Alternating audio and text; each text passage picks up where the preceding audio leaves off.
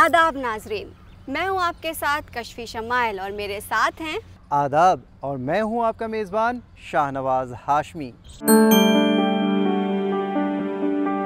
हम लेकर आए हैं आपका पसंदीदा प्रोग्राम यानी मंजर पस मंजर।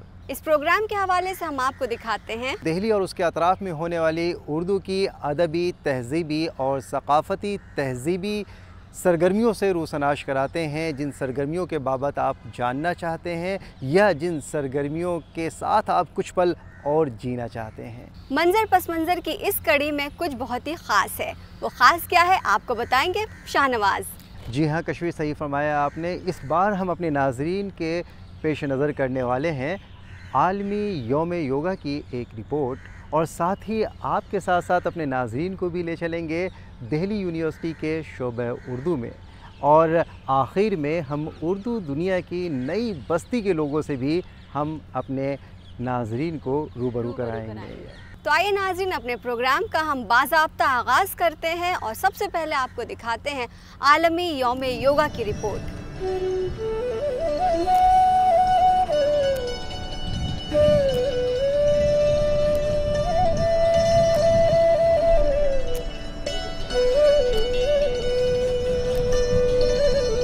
योगा कदीम हिंदुस्तान की तहज़ीबी विरासत है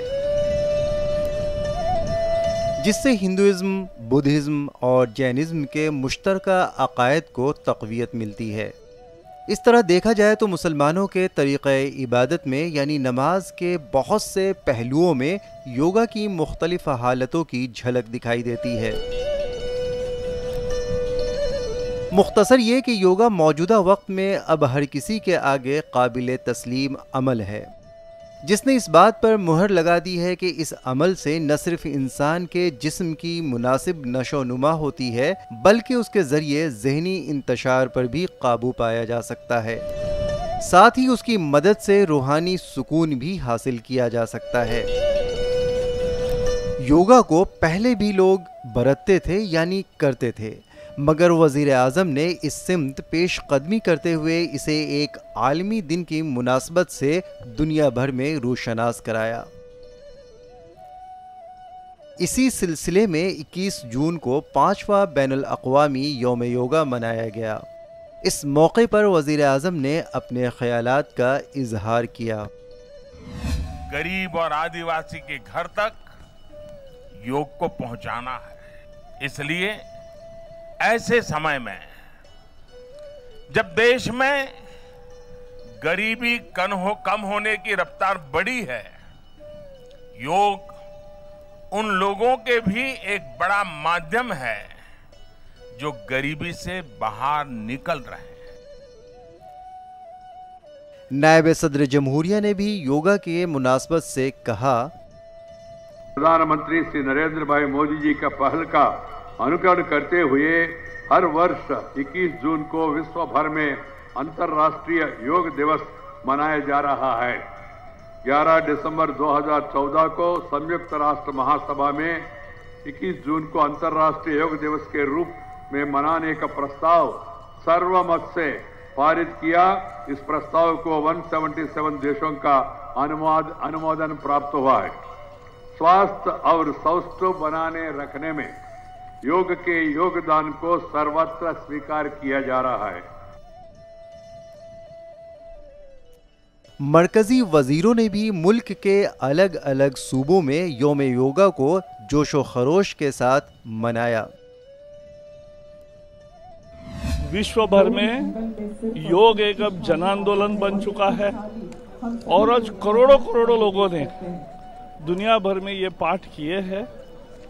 ये जैसे प्रधानमंत्री जी ने कहा, ये भारत की विश्व को एक देन है, ये एक जीवन शैली का विषय है और हिस्सा बनाना चाहिए, और साथ ही साथ ये आरोग्य और समृद्धि और शांति तीनों कायम करेगी, ये मुझे विश्वास है। रोग से निरोग की ओर जाना यह योग है, और यह तब होता है जब चित्त, मन, शरीर तीनों में समन्वय होता है। पूरे दुनिया में हमारा योग विज्ञान पहुंचा है। मैं आज के इस समारोह में भाग लेने वाले सभी योग प्रशिक्षणार्थी को बहुत बहुत शुभकामना और शुभेच्छाएं देता हूँ। हिंदुस्तान के हर सूबे में योम योगा का इनाकाद किया गया और यहाँ न सिर्फ वजीरों ने बल्कि आम लोगों ने भी बढ़ चढ़कर हिस्सा लिया। हम सब जानते भी योगा अच्छा है, लेकिन योगा को इम्प्लीमेंट करने के ना दो ही तरीके हैं। आप सीनियर सिटीजन्स तो कर लेते हैं, ये बच्चे बहुत ज़रूरी हैं कराने। अगर इनको एक बार आ जाए ना तो घर में सब करने लग जाएंगे। शुगर कंटेंट जो बॉडी में थी वो बिल्कुल अभी मुझे न्यूट्रलाइज हो गया है, और फिर उसके अलावा मुझे थायराइड की बीमारी भी थी, और थायराइड के भ्रमणी करने की वजह से मुझे थायराइड की मात्रा बिल्कुल ख़त्म तो नहीं हुई, लेकिन इतना है कि उसमें सुधार बहुत आया। आज का जीवन शैली जो है तनाव मुक्त लोग होना चाहते हैं, तनाव से जो ज़िंदगी यापन कर रहे हैं, योग करते हुए अपना जीवन को बिल्कुल ही वो नॉर्मल स्थिति में ला सकते हैं। सदर जमहूरिया ने भी इस मौके पर अपने ख्यालात पेश किए और योगा के फ़वाइद भी बताए।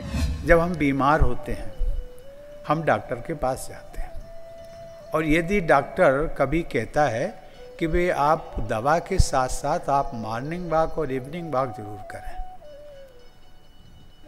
और वो डॉक्टर यदि सजेस्ट करता है तो हम प्रायः प्रारंभ कर देते हैं दवा के साथ साथ, और उसका परिणाम भी हमें सुखद परिणाम मिलता है। सही माने में ये जो मॉर्निंग वॉक, इवनिंग वॉक या फिजिकल एक्सरसाइज, योगा भी एक उसी का एक्सटेंशन है।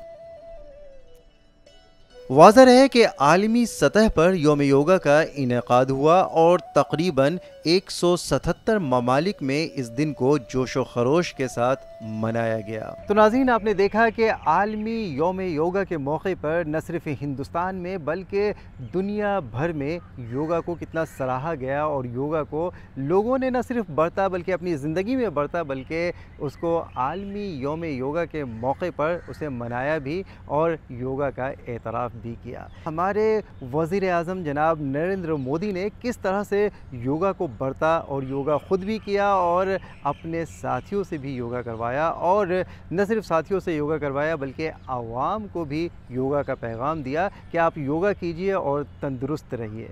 योगा पर आपने इतनी सारी बातें बताई शाहनवाज़, अब मैं आपको बताना चाहूँगी कि अब हम अपने नाज़रीन को ले चलेंगे दिल्ली यूनिवर्सिटी के शोबे उर्दू में, और आपको बता दूं कि वहाँ पर एक अफसानवी नशिस्त चल रही है। तो आइए लुत्फ़ लेते हैं अफसानवी नशिस्त का। इल्म व अदब का गहवारा दिल्ली यूनिवर्सिटी का हर शोबा बैनुल-अक़वामी सतह पर अपनी शिनाख्त आप रखता है। इस गहवारे का एक ताबनाक शोबा शोबा उर्दू भी है। शोबा उर्दू दिल्ली यूनिवर्सिटी का क़याम 1959 में अमल में आया। इसके बाद दूसरी जो यूनिवर्सिटीज़ हैं उनमें शोबा उर्दू को कायम किया गया। प्रोफेसर ख्वाजा अहमद फ़ारूक़ी साहब की मसाई जमीला से ये शोबा जो है वजूद में आया। ये शोबा इससे पहले ज़ाकिर हुसैन कॉलेज में था और उसमें अरबी, फ़ारसी और उर्दू के जो शोबे थे वो साथ साथ थे, लेकिन ख्वाजा अहमद फ़ारूक़ी साहब को बाज़ दुश्वारियों का अंदाज़ा हुआ और उनको लगा कि ज़बान व अदब की तरवीज व तरक्की के लिए, उसके फैलाव के लिए ज़रूरत इस बात की है कि इस शोबे की एक अलहदा शनाख्त हो। चुनांचे उन्होंने बहुत कोशिश की और उस वक्त के वज़ीर आज़म पंडित जवाहरलाल नेहरू साहब की मदद से ये शोबा जो है 1959 में कायम हुआ। 1959 से लेकर आज 2019 तक इसने अपना जो इल्मी और अदबी सफ़र है वो बहुत खूबी से मुकम्मल किया है। इस शोबे में हर शोबे से ताल्लुक़ रखने वाले अफराद दाखिला लेते हैं और उर्दू की शीरीनी का हिस्सा बनते हैं। एक बड़ा काम जो फ़ारूक़ी साहब ने आज से 50-60 साल पहले ही महसूस कर लिया था कि अगर उर्दू के फ़रोग़ को के हवाले से हमें काम करना है और उर्दू की तरवीज व तरक्की के हवाले से कोई बात सोचनी है, तो सबसे बेहतर तरीक़ा ये है कि ऐसे अहबाब को उर्दू सिखाई जाए जिनकी मादरी ज़बान उर्दू नहीं है। चुनांचे उन्होंने उर्दू सर्टिफिकेट कोर्स का शुरू किया, उसके बाद डिप्लोमा शुरू किया, फिर एडवांस डिप्लोमा शुरू किया। ये एक ऐसा कोर्स है, ऐसा निसाब है, ऐसी ज़रूरत है कि हमें कभी कभी हैरत होती है कि प्रोफेसर ख्वाजा अहमद फ़ारूक़ी साहब ने आने वाले वक्तों को कैसे महसूस किया था। आज शोबा उर्दू दिल्ली यूनिवर्सिटी में जो सर्टिफिकेट कोर्स चल रहा है इसमें कम से कम हर साल 150-200 बच्चे एडमिशन लेते हैं। उसमें हर शोबे के लोग होते हैं, वकील भी होते हैं, मीडिया जर्नलिस्ट भी होते हैं और नौजवान भी होते हैं, बुज़ुर्ग भी होते हैं। यानी आप जब हमारी क्लास में कभी आप तशरीफ़ लाएँ तो देखेंगे कि साहब हर उम्र की, हर नस्ल के बच्चे उसमें आते हैं, लोग आते हैं, पढ़ते हैं। ये कोर्स असल में उर्दू की तरवीज की और तरक्की में बहुत मुआविन साबित हो रहा है। इस शोबे की तारीख पर रोशनी डालते हुए सदर शोबा ने ये भी कहा, फारूकी साहब ने सिर्फ तालीम व तदरीस के लिए शोबे का क़याम में नहीं लाया था, बल्कि उनके जहन में था कि तहक़ीक़ के मेयार को कैसे बुलंद किया जाए, रिसर्च के मेयार को कैसे आगे बढ़ाया जाए, और जो मखतूतात हिंदुस्तान में इधर उधर छुपे पड़े हुए थे, किसी की निजी लाइब्रेरियों में मखतूतात थे, उनको उन्होंने हासिल किया और हासिल करने के बाद शोबे उर्दू से उन मखतूतात को शाया किया। उसमें एक नहीं कई हैं, कम से कम 50 से 60 मतबूआत हमारे शोबे उर्दू दिल्ली यूनिवर्सिटी की ऐसी हैं जिन पर हम फ़ख्र कर सकते हैं। और जैसे करबल कथा है, करबल कथा के हवाले से अव्वलियत हासिल है शोबे उर्दू दिल्ली यूनिवर्सिटी को कि करबल कथा यहाँ से शाया हुई। इसी तरह से गंजे खूबी, ये और बड़े काम हैं, कानून निसा जो किताब है। इस तरह से ऐसे ऐसे मखतूतात को ख्वाजा अहमद फ़ारूक़ी साहब ने तलाश किया और तलाश करने के बाद उसकी तदवीन और तरतीब के बाद उसको शाया किया। और ज़माने में धूम मचती थी जब शोबे उर्दू दिल्ली यूनिवर्सिटी से कोई किताब शाया हुआ करती थी। शोबा उर्दू में वक्तन फ़वक्तन तलबा को असातिज़ा ये मौका फ़राहम करते हैं कि वो अपनी तख्लीकी, तनक़ीदी और तहक़ीक़ी काविशों को वो अपने साथियों और असातिज़ा के सामने पेश करें और असातिज़ा उनको सुनकर उनकी तस्हीह भी करें। शोबा उर्दू दिल्ली यूनिवर्सिटी की रवायत रही है और हमेशा से ये रवायत रही है कि यहाँ तालीम व तदरीस के साथ बच्चों की तरबियत का एहतमाम किया जाता रहा है। मेरा नाम डॉक्टर अलीशा खानम है। हम लोग उर्दू के फ़रोग़ के लिए काम करते हैं और चाहते हैं कि उर्दू को जिस नौइयत से समझा जाता है, जाना जाता है एक तहज़ीब के एतबार से, उसी एतबार से उसको मौजूदा दौर में भी लाने की ज़रूरत है। न सिर्फ यहाँ पर तालीम का काम होता है बल्कि तरबियत का भी काम अंजाम दिया जाता है। और जिसकी मिसाल ये थी कि आज तमाम तलबा ने तमाम अफसाने पढ़े और उसके बारे में असातिज़ा ने अपना इज़हार ख़याल किया, जिसके बारे में बताया। और ये हमारा एक बुनियादी फ़र्ज़ भी है कि न सिर्फ बच्चों को तालीम दे बल्कि उनकी तरबियत भी करे।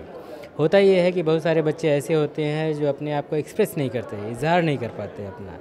ये एक बहुत ही बेहतरीन ज़रिया होता है कि अपने ख़यालात, अपना जो नज़रिया है, अपनी जो नज़र है, अपना जो तजर्बा है, अपना जो मुशाहिदा है, उसको लोगों के सामने कैसे पेश किया जाए। कारी के तो पढ़ेगा ही पढ़ेगा, लेकिन स्टेज की एक जो झिझक होती है, उस झिझक को दूर करने में ये जो अफसाने नशिस्त है, ये बहुत ही अहम रोल अदा करती है। ऐसे ही एक अफसानवी नशिस्त का एहतमाम किया गया। इसमें जामिया मिलिया इस्लामिया और जवाहरलाल नेहरू यूनिवर्सिटी के तलबा ने शिरकत की और अपनी अपनी तख्लीक पेश की। जावर और मुमताज़ एक दूसरे के सामने कुछ इस तरह बैठे हुए थे कि अगर दूर से भी उनको कोई देख लेता तो उसको भी बआसानी इस बात का अंदाज़ा हो जाता कि ये दोनों किसी गहरी सोच में डूबे हुए हैं। ये खामोशी उस वक्त टूट गई जब अचानक मुमताज़ अपनी जगह से खड़ा हुआ। उसकी आंखें आंसू से भरी हुई थी। मान लीजिए अगर किसी ने गलती से भी उसको कुछ कह दिया तो वो रोने के लिए तैयार बैठा था। शोबा के तलबा के साथ दीगर यूनिवर्सिटी के तलबा ने भी अपनी तख्लीक करदा अफसानों को पेश किया। नए दीवानों को देखो तो खुशी होती है, हम भी ऐसे ही थे जब सेहरा में नए आए थे। तो जिन लोगों ने अफसाने पढ़े बेहद अच्छे अफसाने थे। अगर उनके दुश्मन की है थोड़ी देर के लिए तसव्वुर कर लीजिए, उन तमाम अफसाना निगारों से मुझे एक तरह की जलसी है, हसद है, मैं उनका दुश्मन हूँ। तो मुझे ये कहना चाहिए कि आप तमाम लोगों के अफसाने बेहद अच्छे, बहुत ही अच्छे, बेहद उम्दा थे। लेकिन अगर थोड़ी देर के लिए दोस्त तस्लीम कर लें आप मुझे बफर्ज़ महाल चंद लम्हों के लिए, तो मुझे लगता है कि कुछ कमियां हैं आप लोगों के अफसाने में। वैसे ही जैसे तमाम बड़े अफसाना निगारों के इब्तदाई अफसानों में होते हैं। शुक्रिया कशफी, आपने देखा कि किस तरह से हमारे अदीब, शायर और तख्लीक़कार अपनी ज़िंदगी को, या यूँ कहिए कि अपने तख्लीक़ को बरतते हैं। वो सारी चीज़ों को वही लिखते हैं, वही बरतते हैं जिन चीज़ों को वो देखते हैं, अपनी नज़रों से देखते हैं। उनके गिरदोनवाह जो चीज़ें होती हैं, जैसी भी चीज़ें होती हैं, उन चीज़ों को वो अपने कलम के ज़रिए कागज़ पे उतारते हैं और हमारे सामने पेश करते हैं। इसमें कोई शक नहीं कि अदीब जो है वो समाज का आईना होता है। हमारे समाज में जो चीज़ें भी हो रही होती हैं, जैसी चीज़ें भी हो रही होती हैं, अदीब उसको बखूबी बरतता है और उसे लिख छोड़ता है, जिसे रहती दुनिया याद करती है कि किस ज़माने के लोग कैसे थे। बिल्कुल सही कहा शाहनवाज़ आपने, और आपकी इस बात पर मुझे एक बहुत ही अच्छा सा शेर याद आ रहा है। इरशाद। जो दिल बांधे वो जादू जानता है, जो दिल बांधे वो जादू जानता है, मेरा महबूब उर्दू जानता है। जी कशफी साहिबा, खैरियत तो है? आपको ऐसे अशार क्यों याद आ रहे हैं?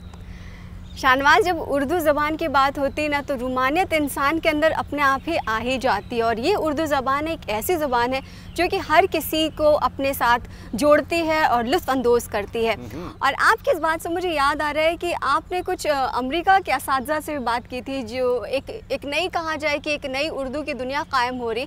तो मैं चाहूँगी कि आप उसके बारे में नाज़रीन को बताएं और वो दिखाएँ कि आपकी बातचीत कैसी रही। तो आइए नाज़रीन, हम आपको भी लिए चलते हैं अपने उर्दू दुनिया की बस्ती के उन लोगों के पास, यानी अमेरिकन असातिज़ा और उनके स्टूडेंट यानी तलबा के पास। कैरोलिना यूनिवर्सिटी के शोबे उर्दू के असातिज़ा और तलबा ने हिंदुस्तान में उर्दू ज़बान व अदब को समझने की गरज से डीडी उर्दू का दौरा किया। अमरीकी असातिज़ा और तलबा के साथ इस ग्रुप ने डीडी उर्दू के एडीजी अनिल कुमार श्रीवास्तव से मुलाकात की और उनसे तफसीली बातचीत की। वाज़ेह है कि अमरीका में तलबा के साथ मकामी लोगों में भी उर्दू के तईं काफ़ी दिलचस्पी नज़र आ रही है। उनको मैंने अपने प्रोग्रामों के बारे में बताया कि डीडी उर्दू में किस किस तरह के प्रोग्राम बन रहे हैं, अदब पे प्रोग्राम बन रहे हैं, साइंस पे बन रहे हैं, कल्चर पे बन रहे हैं, हर तरह के प्रोग्राम बन रहे हैं। और इन लोगों ने भी ये प्रॉमिस किया है, जो मेरे मेहमान जो अमेरिका से आए हुए हैं, इन्होंने ये प्रॉमिस किया कि लगातार ये डीडी उर्दू देखेंगे और वहाँ पे वो जो जमात उर्दू पढ़ रही है, उर्दू जानना चाहती है, उन सब के बीच में भी डीडी उर्दू को प्रमोट करेंगे। उर्दू और हिंदी और भारतीय कल्चर, हिंदुस्तानी कल्चर, तहजीब, संस्कृति पढ़ाते हैं अमेरिका में ही, university of North Carolina Chapel Hill में। और हम अपने 10 स्टूडेंट्स के साथ यहाँ आए हुए हैं दीदी दूरदर्शन में, उनको दिखाने के लिए कि डीडी उर्दू में कितने काम हो रहे हैं उर्दू के फ़रोग में, उर्दू की खिदमत में। और वैसे तो हम डीडी उर्दू बहुत शौक़ से देखते हैं और देखता रहूँगा। हैं टाट के पर्दों में ही उर्दू के तलफ़्फ़ुज़, टूटे हुए महलों से अना झांक रही है। ए उर्दुए गमखार, ए उर्दुए बीमार के गमखार, ख़बर ले शीशी से बस एक दिन की दवा झांक रही है। हम लोग सब यानी कि 10 स्टूडेंट्स और मेरे साथ जॉन कॉर्डवेल और मेरा नाम अफरोज़ ताज है, हम सब लोग मिलकर यहाँ हर साल अपने स्टूडेंट्स को लेकर आते हैं, ज़ुबान से रूशनास कराते हैं, उर्दू और हिंदी का फ़र्क बताते हैं और हिंदू उर्दू की जो एक मोहब्बत है एक साथ वो दिखाते हैं। और हम बताते हैं कि एक ही ज़ुबान के 2 नाम है और ये उनको हम सिर्फ बताते नहीं बल्कि दिखाते भी हैं। जब हमारी टीम ने उनसे अलहदा बात की तो उन सब ने हिंदुस्तान की न सिर्फ तारीफ़ की बल्कि अपने अपने अंदाज में अपनी पसंदीदगी का इजहार भी किया और हमसे बात भी की। मैं यूनिवर्सिटी ऑफ नॉर्थ कैरोलिना में प्रोफेसर हूँ चैपल हिल में, लेकिन यहीं का पला बढ़ा हूँ और कुछ मैंने पढ़ाई यहाँ की, कुछ अमेरिका में की, मिला जुला कर मैं प्रोफेसर हो गया यूनिवर्सिटी ऑफ नॉर्थ कैरोलिना में। मेरा जो ख़ास मकसद हिंदुस्तान को छोड़कर अमेरिका आने का था वो ये था कि किसी बहाने में उर्दू की खिदमत कर सकूं, क्योंकि हिंदुस्तान में तो हो ही रही है उर्दू की खिदमत, आप जैसे लोग कर रहे हैं, उर्दू डीडी कर रही है वगैरह, लेकिन वहाँ पर भी उर्दू की नज़ाकत पहुँचनी चाहिए। मैं तो कितने साल से, बहुत सालों से उर्दू और हिंदी सीख रहा हूँ और कई सालों से भी सिखा रहा हूँ। और मैं University North Carolina Chapel Hill में प्रोफेसर हूँ और मेरा शौक़ तो उर्दू से ऐसा पड़ा है कि मैं म्यूज़िशन हूँ, मैं मौसीक़ार हूँ और बचपन से ही। और जब अफरोज़ भाई से मुलाकात हुई तो इन्होंने पूछा एक दिन कि आपको हारमोनियम बजाना आता है। मैंने कहा हारमोनियम तो मैंने न देखा ना छुआ, लेकिन दिखाई क्या होता है।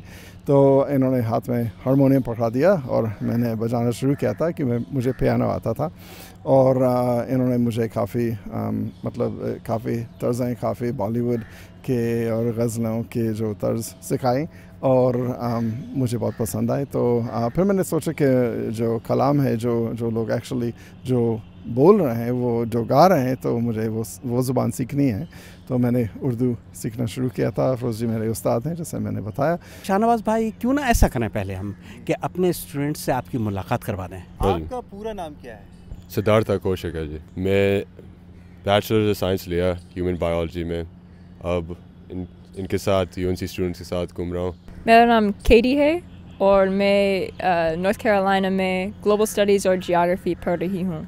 सब लोग भारत में बहुत वेलकमिंग है। हम दिल्ली और हरिद्वार हमने गंगा देखा। मेरा नाम जेलन है। मैं नॉर्थ कैरोलिना से हूँ। मैं ह्यूमन डेवलपमेंट और फैमिली स्टडीज़ और अफ्रीकन अमेरिकन और डायस्पोरा स्टडीज़ पढ़ता हूँ। मैं जलेबी पसंद है और बंदर और हाथी। मेरा नाम केलिक्स है। मैं नॉर्थ कैरोलिना से हूँ। मुझे ऊंट और हाथी सवारी पसंद है। मेरा नाम शैना है। मैं नॉर्थ कैरोलिना से हूँ। मैं बिजनेस पार्टी है। मुझे खाना बहुत पसंद है इंडिया में। और आपका नाम क्या है? मेरा नाम री सईदी है। मैं नॉर्थ कैरोलिना से हूँ। मुझको आम खाना से है। आपको मैंगो पसंद है या आम पसंद है? आम पसंद है। आम पसंद है, मैंगो पसंद नहीं है। तो देखा नाजरीन, जब हिंदुस्तान में लोग आते हैं तो उन्हें आम पसंद आता है, मैंगो पसंद नहीं आता है। ये हमारी खूबियों में से एक है कि जो हमारे यहाँ आता है, जो हमारे घर में आता है, वो हमारा हो जाता है, अपने आप को भूल जाता है। मेरा नाम जैक है। मैं टेनेसी से हूँ। मैं यूनिवर्सिटी ऑफ नॉर्थ कैरोलिना में जर्नलिज्म और लिंग्विस्टिक्स पढ़ती हूँ। इनकी बात सुन के मुझे अकबर इलाहाबादी का एक शेर याद आया कि इस ज़माने में हर चीज़ उल्टी नज़र आता है। इस ज़माने में मुझे हर चीज़ उल्टी नज़र आता है। लड़का नज़र आती है, लड़की नज़र आता है। मेरा नाम एली है। मैं एंथ्रोपोलॉजी और कल्चरल स्टडीज़ पढ़ती हूँ और मैं नॉर्थ कैरोलिना से हूँ। मुझे दिल्ली में कुतुब मीनार और ओल्ड दिल्ली पसंद है। मैं आपसे ही जानना चाहता हूँ कि जो हमारे साथी यहाँ आए हैं, उनसे हमने बात कर ली, उनका अंदाज़ हमने देखा और उनका जो शौक़ था, शौक़ दर्जोक सब कुछ हमने देखा। और वाकई हमें ये जानकर बहुत खुशी हुई कि न सिर्फ ये ज़बान से मोहब्बत करते हैं, बल्कि हमारे मुल्क से भी मोहब्बत करते हैं, हमारी तहज़ीब से भी मोहब्बत करते हैं, तहज़ीब से मोहब्बत करते हैं। और दूसरी बात ये कि ज़बान इतनी, जो आपने जिक्र किया ना कि ज़बान, शाहनवाज़ साहब के ज़बान में जितनी मिठास है, आपकी ज़ुबान में भी बहुत मिठास है शाहनवाज़ साहब। आपका अंदाज़ भी बड़ा मीठा है। लेकिन एक चीज़ मैं बता दूँ, करेले पे एक चीज़ और है कि ज़ुबान सिखाना बड़ा तल्ख़ काम है, बड़ा मुश्किल, बड़ा कड़वा काम है, इसमें कोई शक नहीं है। और बड़े कड़वे मराहल से गुज़र कर ज़ुबान में मिठास सिखाई जाती है। अब मेरे साथ जॉन कॉल्डवेल हैं, जो ज़ुबान के प्रोफेसर हैं। जो तालीमी प्रोग्राम जो हमारा है, ये हम हर साल 22 साल से स्टूडेंट्स को अमेरिका से लेकर आते हैं और उनको यहाँ पर कोर्सेज कराते हैं। हम खुद प्रोफेसर होते हैं तो हम खुद पढ़ाते हैं। ये UNC, university of North Carolina का प्रोग्राम है, लेकिन भारत में, हिंदुस्तान में आकर हम खूब घुमाते हैं। इन्होंने 2-3 शहरों के नाम लिए। हम तो गांव में भी लेकर जाते हैं, शहरों में, तीर्थ स्थान में, मतलब जहाँ पर लोग चाहते हैं, जैसे गंगा स्नान करने के लिए हरिद्वार, वृंदावन, मथुरा, अलीगढ़ मुस्लिम यूनिवर्सिटी जहाँ पर है वहाँ भी दिखाया। वहाँ पर हमने अलग अलग घरों में ठहराया, स्टूडेंट्स ने घरेलू माहौल देखा, बहुत इन्जॉय किया था फैमिलीज़ के साथ। और रमज़ान भी चल रहा था तो उनके जो रोज़ा रखना, रोज़ा खोलना, ये सारे बातें उन्होंने बिल्कुल रूबरू देखा है। हमेशा मैं कहता हूँ, ये स्टूडेंट्स को बताने आता हूँ कि यहाँ पर हर तरह का रंग मौजूद है, भांत भांत के फूल खिले हुए हैं बाग में।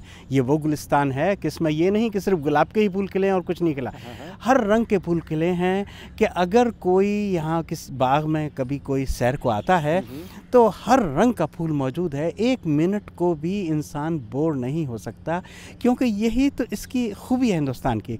और इसमें हम ये उनको सिखाते हैं और उनको ये बताते हैं कि मज़हब नहीं सिखाता आपस में बैर रखना। हिंदी हैं हम, मज़हब है हिंदुस्तान हमारा, और उसका मतलब ये जान कर जाते हैं यहाँ से। तो नाज़रीन, देखा आपने कि अमेरिका से आए हुए हमारे मेहमानों ने किस खूबसूरती के साथ उर्दू में न सिर्फ़ अपना तारुफ़ दिया बल्कि उर्दू के तई अपनी मोहब्बत का बरमला इजहार भी किया। उनके असातिज़ा, उनके तलबा ने किस खूबसूरती के साथ उर्दू में अपनी शख्सियत को हमारे सामने पेश किया और आपके सामने उन्होंने उर्दू की वो तस्वीर पेश की जिस तस्वीर को आप देखना चाहते हैं, जिस तस्वीर को देखकर आप महजूज़ होना चाहते हैं। तो नाज़रीन, ऐसी ही तस्वीरों के साथ हम आपके रूबरू होते रहेंगे, आपके सामने आते रहेंगे।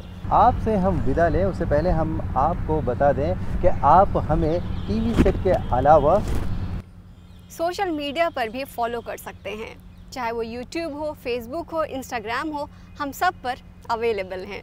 जी हाँ, हम हर जगह आपके लिए मौजूद होते हैं। वहाँ पे आप आकर कमेंट भी लिख सकते हैं, या इसके अलावा कुछ और आप कहना चाहते हैं, हमसे ज़ाती तौर पे कुछ कहना चाहते हैं, तो आप हमें ईमेल भी कर सकते हैं। और ईमेल करने के लिए आपको कुछ नहीं करना होता है, सिर्फ ईमेल करना होता है, यानी लिखना होता है। और लिखने के लिए भी आपको कीबोर्ड का इस्तेमाल करना पड़ता है, कलम करने की भी ज़रूरत नहीं है। और ईमेल करने के लिए जो हमारा एड्रेस है वो है ddurdufeedback@gmail.com।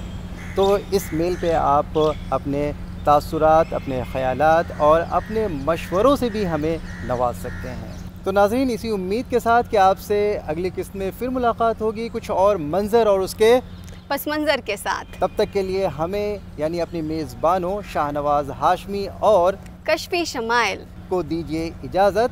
खुदा हाफिज़।